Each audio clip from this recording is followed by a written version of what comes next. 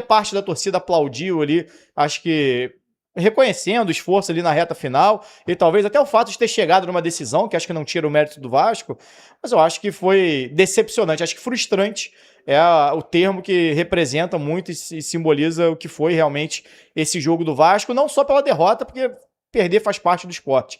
Agora, pela postura do time dentro de campo, assim, de não ter tido esse senso de urgência antes, não ter tido aquele tesão de vencer logo desde o início dos minutos iniciais. E aí, só no finalzinho, foi tentar. Aí o Corinthians estacionou o ônibus ali na frente do gol do Hugo Souza e conseguiu sustentar o resultado. A questão é o seguinte, estou olhando aqui até as estatísticas, né? 17 finalizações do Vasco, 6 do Corinthians, 5 na direção certa, feitas pelo Vasco, e 2 só do Corinthians. Então, assim, nos números, o Diniz até abordou... 2 chutes a gol, 2 gols. Abordou isso aí na coletiva, o Diniz, né? Com aquele exagero que ele é peculiar, de dizer, não, era para ter ganho, quem era para ter ganho. Não é assim que funciona o futebol, né?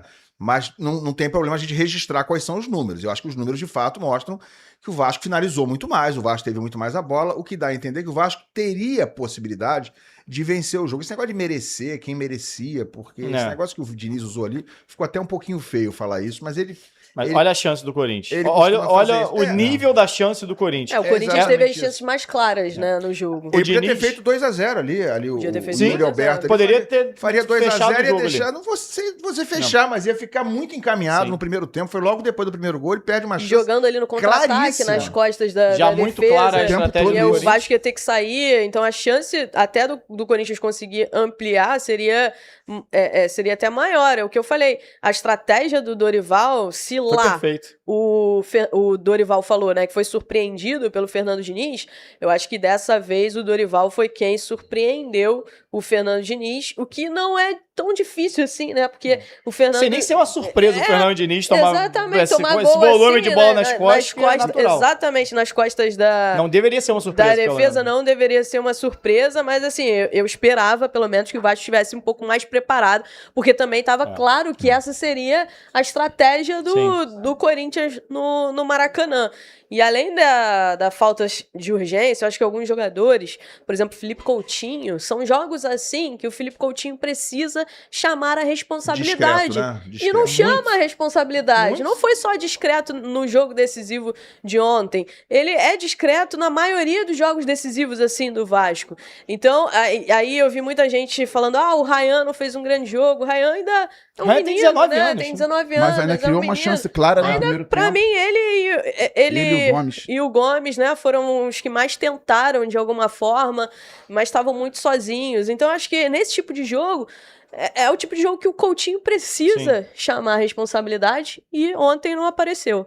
O Coutinho, aliás, no ano, né? Porque se você parar pra olhar o ano do Vasco, o protagonista é o Ryan. Isso. O artilheiro é o Verratti. A melhor contratação é o Nuno. Se você olhar a reta final de Copa do Brasil, o principal destaque, os principais destaques, o Andrés Gomes, o Barros e o próprio Ryan. Léo Jardim, a dupla de Thiago zaga. Mendes. Na e aí, Copa se do você Brasil, olhar quando o Vasco melhorou no Brasileiro, a chegada do Cuesta e do Robert Renan. Então você cita vários nomes de protagonistas em algum momento do ano, nenhum deles é o Coutinho. Em nenhum momento o Coutinho foi o protagonista que deveria ser dentro do Vasco. E numa decisão que poderia ser, eu cheguei a falar acho que na sexta-feira, falei, olha, talvez seja o jogo do Coutinho, porque assim, o Coutinho ainda não aconteceu no Vasco do jeito que se imaginava. Eu falei, esse poderia ser o jogo e ele vai botar a bola embaixo do braço e falar, beleza, na decisão esse jogo é meu. E não é. E eu até tenho visto muito vascaíno falar, mas ele é um facilitador do jogo. Até concordo que, de uma certa maneira, ele baixando ali, ajuda, contribui na saída de bola e tudo mais, mas é muito pouco por um camisa 10 e ganha mais de 1 milhão por mês. Você não pode ser o Tietê. Entendeu? Com todo respeito ao Tietê, mas o Tietê é um facilitador. Isso. O Tietê é o cara que se aproxima, desce lá pra ajudar na construção, tá sempre dando opção de passe, faz uma inversão e tal. Tudo bem, mas não é o que se espera do Felipe Coutinho, sabe? Você tem que assumir mais responsabilidades. E aí, acho que o Coutinho, mais uma vez, deixou a desejar, não só pelo jogo de ontem, que acho que a grande maioria dos jogadores do Vasco deixou a desejar, talvez com exceção do Gomes, até o próprio Ryan esteve abaixo, mas ainda assim conseguiu construir. Mas de maneira geral, na temporada, assim, lampejos de Coutinho, mas lampejo contra o Melgar, lampejo contra o Nova Iguaçu, sabe? É muito pouco pro que se espera do Felipe Coutinho, que não foi protagonista, nem top 3, dizer assim, do Vasco no ano ou na reta final de campeonato. Só para